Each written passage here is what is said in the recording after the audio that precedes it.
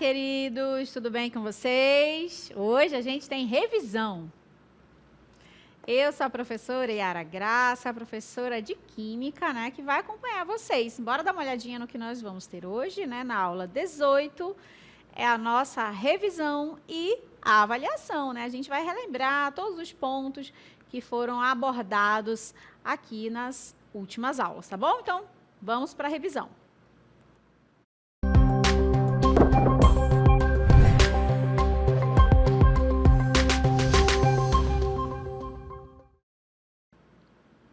Olá, queridos! Vamos iniciar aqui a revisão, falando um pouquinho de todos esses assuntos que foram tratados, e a gente vai iniciar com os hidrocarbonetos, olha só, né? Então, conhecemos um pouco mais dessa função orgânica, que são os hidrocarbonetos, né? Só para reforçar, são compostos ou grupos de substâncias orgânicas que possuem apenas carbonos e hidrogênios na sua composição, tá? Então, quando a gente olha para um composto orgânico e observa que ele tem só carbonos e hidrogênios, eu já sei que ele se encaixa dentro desse grupo dos hidrocarbonetos. Olha só alguns exemplos que eu trouxe para vocês aqui na revisão de hoje, né? Então, a gente tem aí a vela, temos, né, a questão dos combustíveis aqui representado, né, como o GLP, gás liquefeito de petróleo, os plásticos, né, que são derivados aí também do petróleo, e, né, a representação dos combustíveis, como é o caso dos combustíveis derivados do petróleo, mais especificamente, né? Lembrando que o etanol, né, ele não faz parte desse grupo dos hidrocarbonetos, né? Porque o etanol já faz parte de uma outra classificação, né? Que são as oxigenadas, e a gente vai já chegar lá, tá ok? Agora, a gente já entende que os hidrocarbonetos têm só carbonos e hidrogênios, né?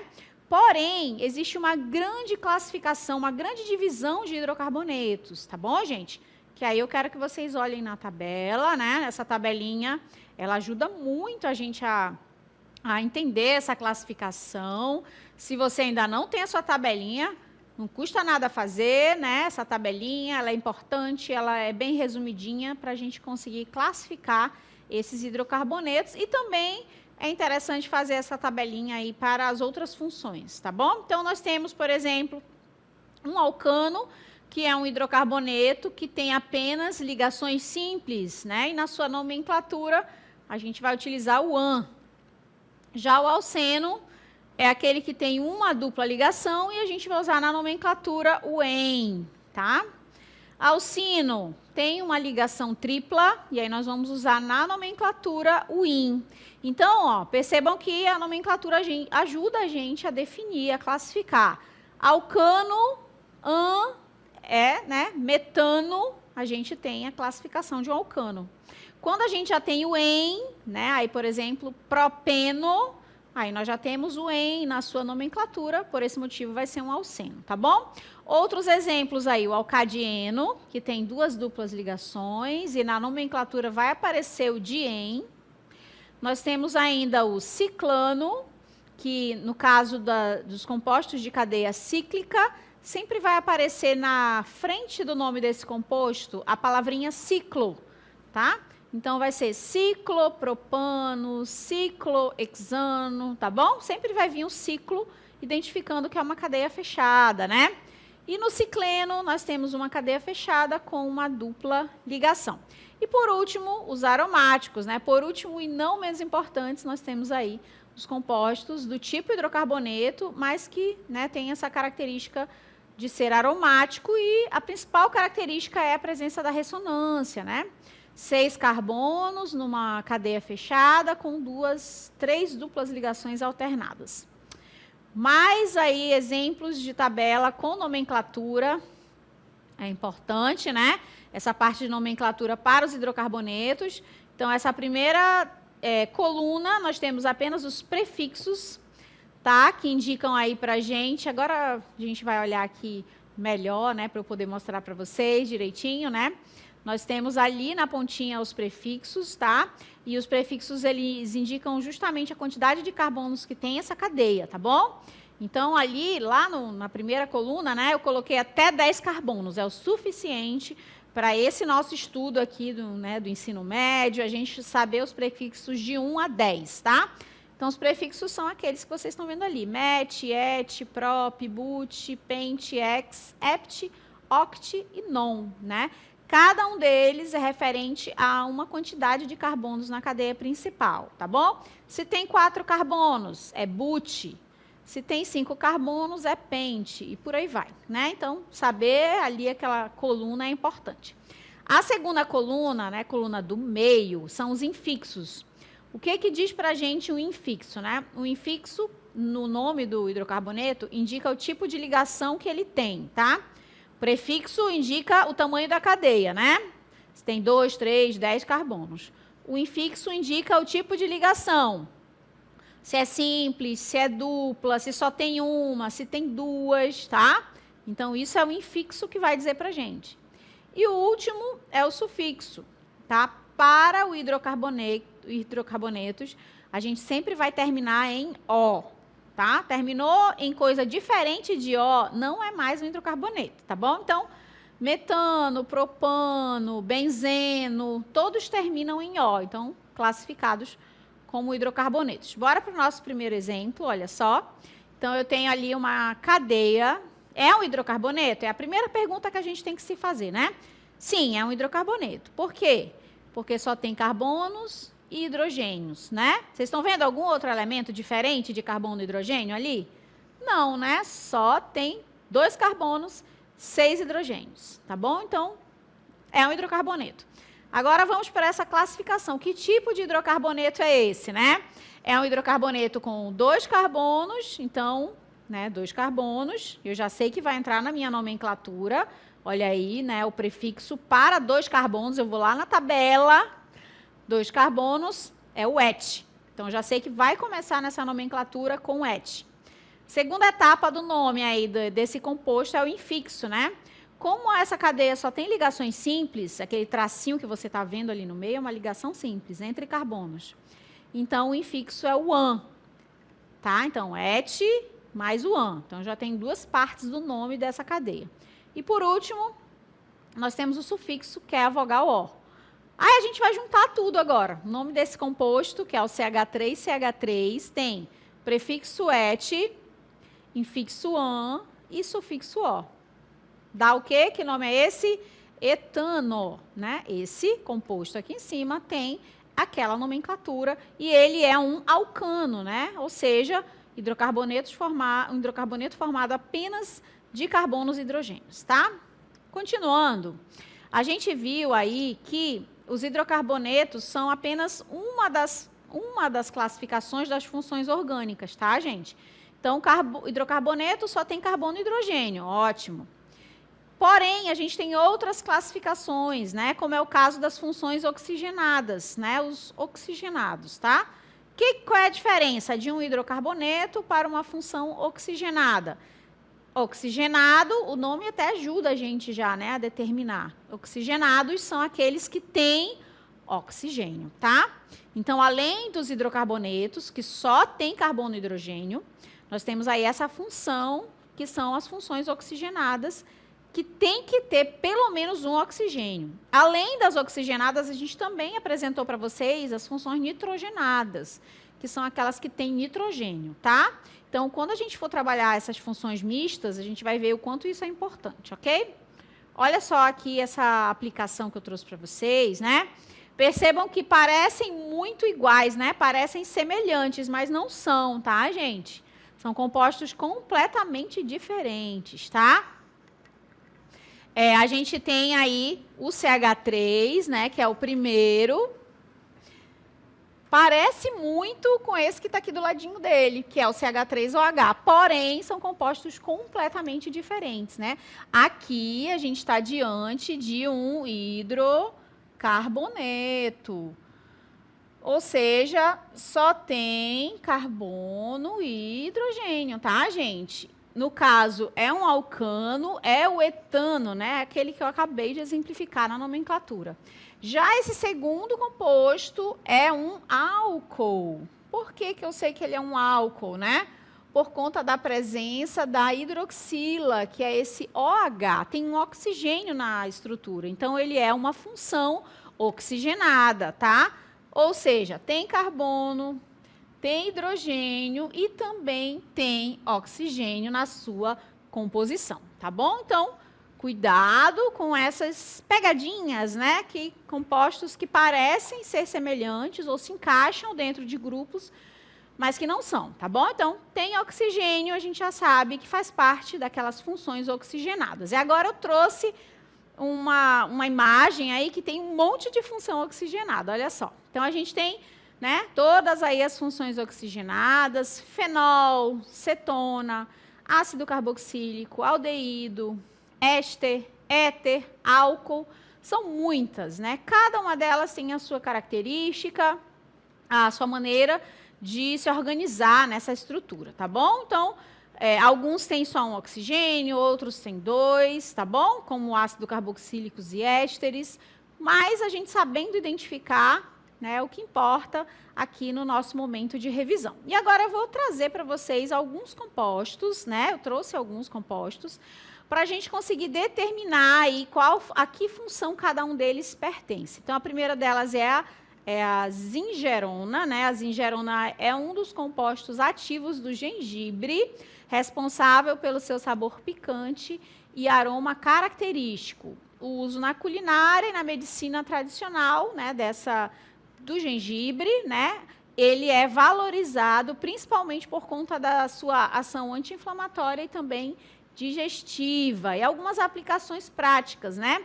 Na culinária, a zingerona é um dos compostos que dão sabor ao gengibre, usado em chás e alguns pratos asiáticos e doces, né? Na medicina, além de tudo isso, né, o gengibre também é muito estudado por conta das suas propriedades antioxidantes e anti-inflamatórias. E na indústria, essa substância é utilizada como um flavorizante em alimentos e bebidas. Um flavorizante é uma substância que dá sabor, aroma, né, aos alimentos industrializados. A zingerona é formada quando o gengibre é cozido ou seco.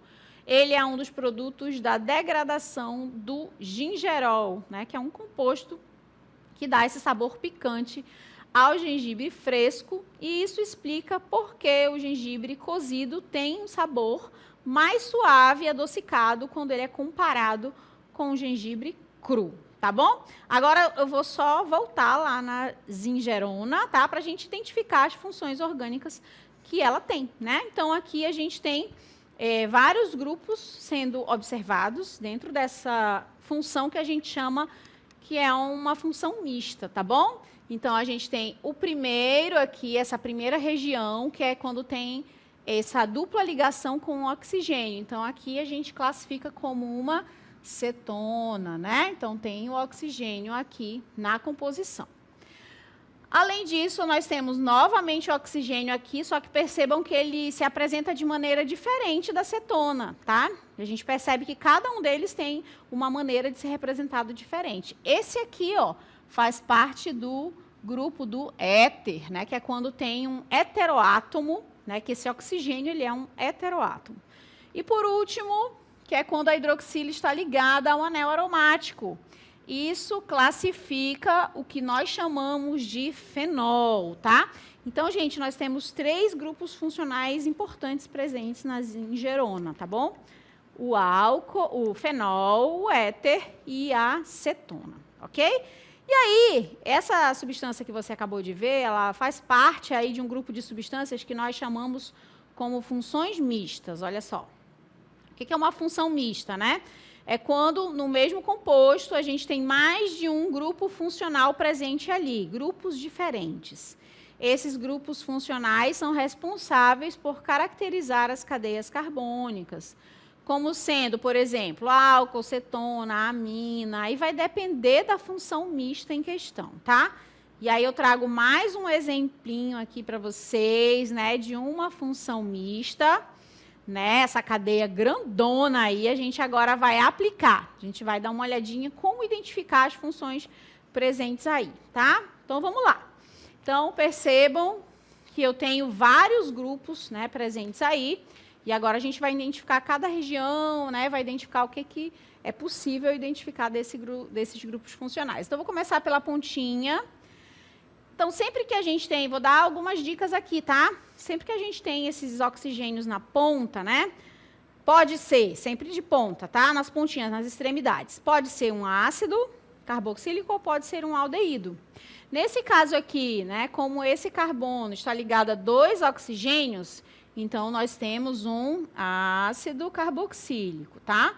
O grupo ácido é o nosso primeiro grupo aqui. Beleza, agora a gente vai para o segundo, é esse aqui, ó, nitrogênio ligado a esse carbono. Então, quando o nitrogênio, né, está ligado a um carbono, ou seja, substituindo um hidrogênio, esse grupo aqui é um grupo amina, tá? É uma amina, nitrogênio, é um nitrogenado, ok? Nós temos ainda esse outro grupo bem grandão aqui, né? Que é quando o mesmo carbono está ligado a um oxigênio e a um nitrogênio, tá? Nesse caso aqui, nós temos uma amida. Olha quantos grupos funcionais. Também é uma função nitrogenada, né? E por último, olha só, não menos importante também, nós temos algo que é parecido com um ácido, né? Vocês até poderiam confundir. Por que não é um ácido, né? Esse grupo funcional que eu acabei de marcar? Porque aqui, ó, não está na extremidade, né? Tem uma substituição do hidrogênio, da hidroxila, por um radical orgânico. Então, nesse caso aqui, nós estamos diante de um éster, tá?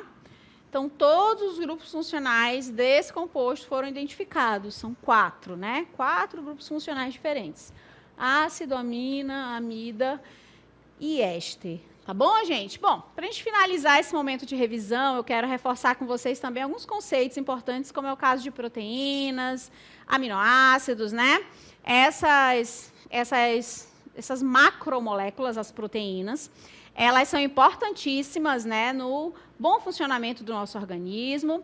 E de que maneira, né, que a gente pode ali ter essas proteínas, adquirir essas proteínas, principalmente a partir da alimentação, né? E os aminoácidos são esses precursores das proteínas, né? Então, uma proteína é uma combinação, uma junção de aminoácidos a partir das ligações peptídicas, né? Então, as ligações peptídicas unem esses aminoácidos, formando essas macromoléculas, que são as proteínas, tá? Existem 20 aminoácidos, né, aí na natureza. Alguns deles são, que a gente chama de essenciais, outros são não essenciais, tá? E qual a diferença aí dos essenciais para os não essenciais, né? Os essenciais são aqueles que o nosso organismo não consegue sintetizar, ou seja, a gente precisa adquirir a partir da alimentação, né, a partir dos nutrientes.